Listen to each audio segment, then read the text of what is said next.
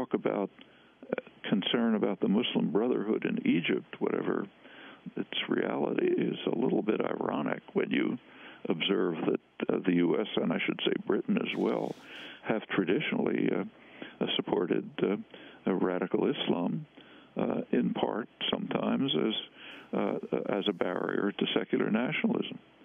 What's the real concern is not Islam or radicalism; it's independence.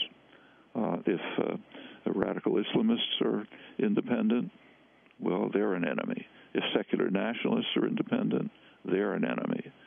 In Latin America, for decades, when the Catholic Church, elements of the Catholic Church were becoming independent, the liberation theology movement, they were the enemy. We carried out a major war against the Church. Independence is what's intolerable, and pretty much for the reasons that the National Security Council described in the case of the Arab world 50 years ago. Noam Chomsky, I wanted to read to you what two people are writing. One is Ethan Bronner in the New York Times, saying, despite Mubarak's supportive relations with Israel, many Israelis on both the left and right are sympathetic with the Egyptians' desire to rid themselves of his autocracy and build a democracy, but they fear what will follow if things move too quickly. He quotes a top Israeli official saying, we know this has to do with the desire for freedom, prosperity, and opportunity, and we support people who don't want to live under tyranny, but who will take advantage of what is happening in its wake. The official goes on to say the prevailing sense here is that you need a certain stability followed by reform. Snap elections are likely to bring a very different outcome, the official said. And then there's Richard Cohen, who's writing in the Washington Post. And Richard Cohen writes, and let me see if I can find this clip. Richard Cohen writes that let's see if I can find it. Things are about to go from bad to worse in the Middle East. An Israeli-Palestinian peace agreement is nowhere in sight. Noam Chomsky, your response. The comment of the Israeli official is standard boilerplate. Stalin could have said it. Yes, of course, the people want peace and freedom, democracy.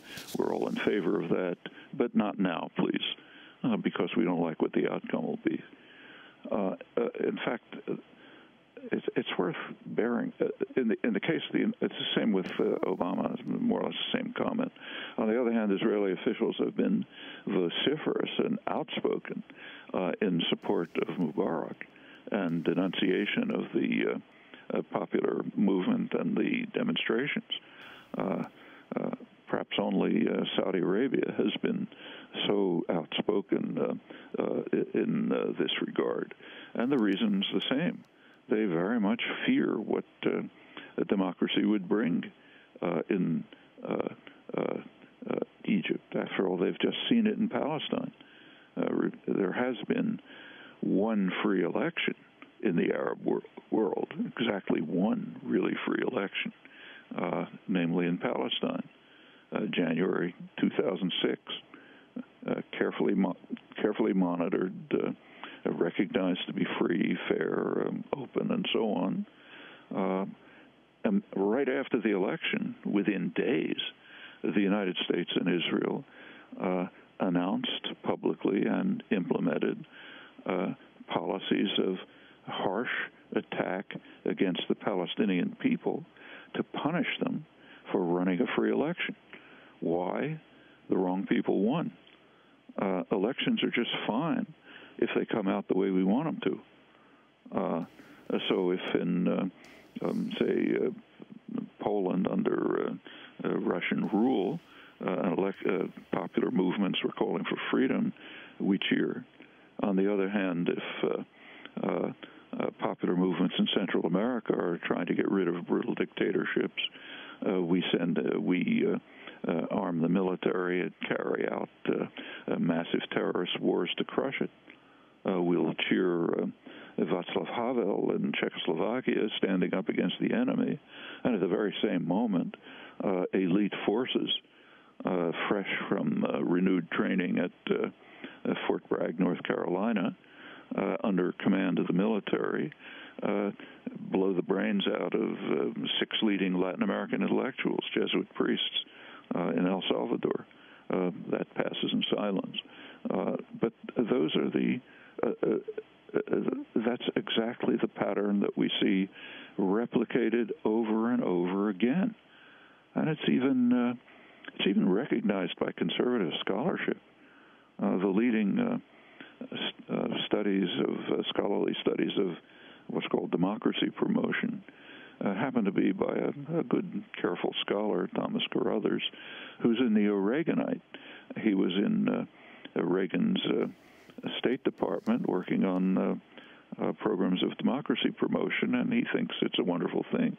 But he concludes from his studies ruefully that the U.S. supports democracy if and only if it accords with strategic and economic objectives. He regards this as a paradox, and it is a paradox if you believe the rhetoric of leaders. He even says that all American leaders are somehow schizophrenic, but there's a much simpler analysis. People with power want to retain and maximize their power. So democracy is fine if it accords with that, and it's unacceptable if it doesn't. Noam, there's a sign, a big banner that people are holding in the square in Tahrir that says, "Yes, we can too." Let's what? I'm sorry, I didn't hear. The banner says, "Yes, we can too." Oh, yes, we can too. Yeah. And you know where they got that from? Well, except that they mean it. Whether they can or not, no one knows. I mean, the situation has, we should recognize, has ominous aspects. The dispatch of pro-Mubarak thugs to the square is dangerous and frightening. Mubarak, presumably with U.S. backing, clearly feels that he can reestablish control. They've opened the internet again.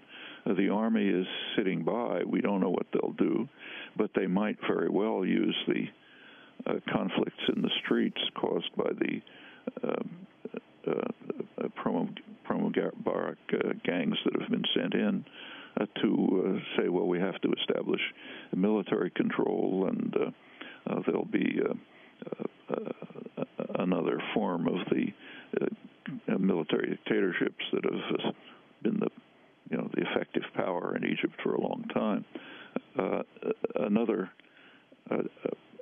crucial issue is how long the demonstrators can sustain themselves, not only against terror and violence, but also just against economic crisis. Within a short time, maybe beginning already, there isn't going to be bread, water. The economy's collapsing. They have shown absolutely incredible courage and determination, but there's a limit to what human flesh can bear. So amazing as all this is, there's no guarantee of success. If the United States, the population of the United States, Europe, if there is substantial vocal, outspoken support, that could make a difference. Remember the Muashar principle. As long as everyone's quiet, everything's under control, it's all fine. But when they break those bonds, it's not fine. You have to do something.